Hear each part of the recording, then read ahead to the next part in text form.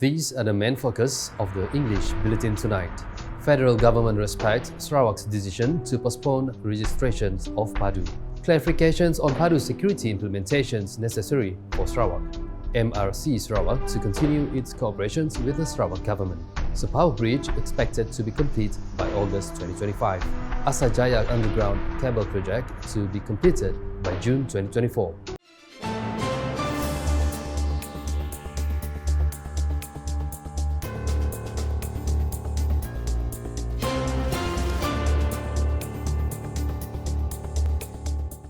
Assalamualaikum and a good evening. The federal government respects the Sarawak government's decision to postpone the registrations of the Central Database Hub PADU, which has become an issue recently. Deputy Prime Minister Dato Sri Fadilah Yusof said there are several issues raised by the state government and will discuss this further with the Federal Ministry of Economy. Seperti mana diumumkan oleh Kerajaan Negeri Sarawak bahawa mereka menangguhkan untuk pendaftaran PADU atas beberapa isu. Jadi apa yang dah dipersetujui ialah akan ada perbincangan dengan pihak PADU untuk mendapat penjelasan dan akhirnya kata putus apa yang nak sebagai kajian persekutuan kita hormati apa juga yang diputuskan oleh Kerajaan Negeri. Tapi kita nak memahami apakah punca sebabnya mengapa sekarang ini keputusan untuk memberhentikan pendaftaran PADU itu sendiri. He said this when met by reporters at an iftar program in Kuching on Sunday. The Putrajaya Member of Parliament added that Sarawakians also have no obstacle to delay the registrations of PADU until the discussions have been done. Kita serahkan kepada pihak negeri, jadi dah ada arahan dia. Saya kira rakyat Sarawak akan mengikuti apa arahan di peringkat negeri. Meanwhile, Deputy Minister in the Sarawak Premier's Department, Law, MA63 and State Federal Relations, Dato Sharifah Hasidah Said Aman Ghazali said the Sarawak government is seeking clarifications from the Federal Ministry of Economy on matters regarding the security implementations and protocols of PADU.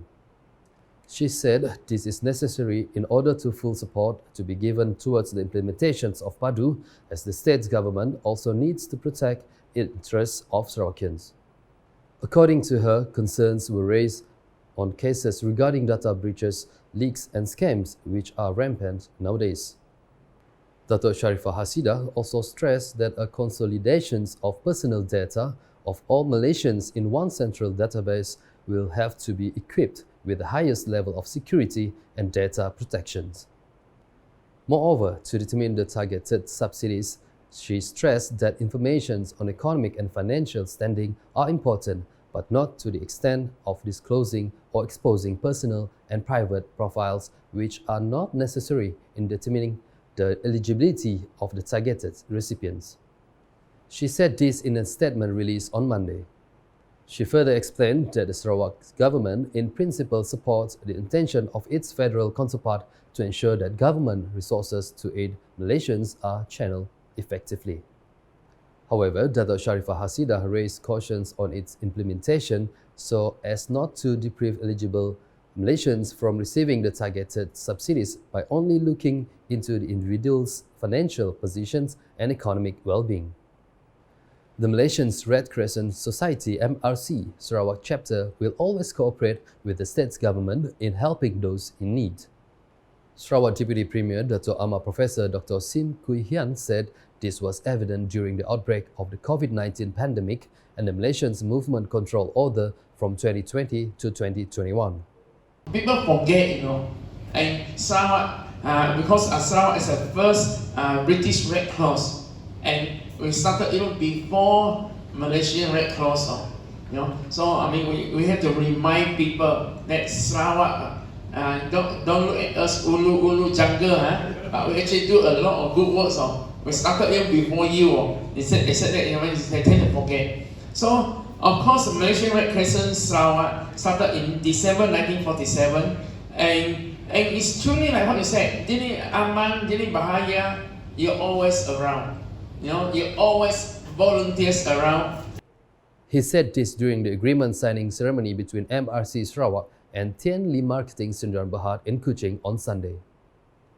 The program was held as part of Tian Li Marketing Sdn Bhd's corporate social responsibility towards social welfare on wider scales beyond the profit margin, thus resonating with customers who prioritize ethical values. Constructions of the Sapau Bridge crossing the Kemena River is expected to be completed by August 2025. Sarawak Minister for Food Industry, Commodity and Regional Development, Dato Sri Dr. Stephen Rundi Utom, said the project has been taken over by a rescue contractor and shows positive progress ahead of schedule.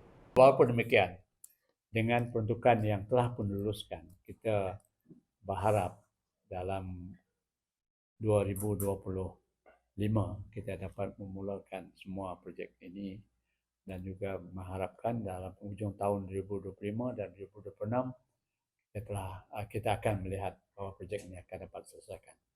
Terutamanya jambatan melintasi Pekan Bawah ataupun jambatan Sungai Kemena, saya melihat mungkin dapat disiapkan hujung tahun hadapan.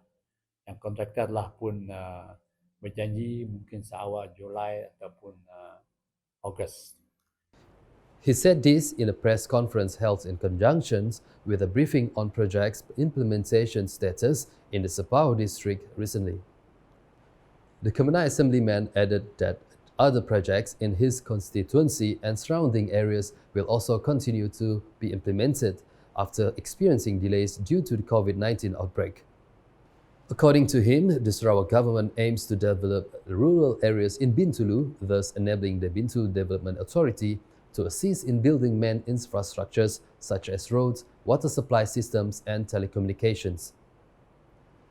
The Asajaya Underground Cable Project is expected to be fully completed by June this year, benefiting 70,000 of its residents, including those from Sadung Jaya and Sibuyan. Federal Deputy Minister of Rural and Regional Development, Dato Rubiah Wang, said the project will address the issue of frequent power outages in the affected areas, especially during festive seasons.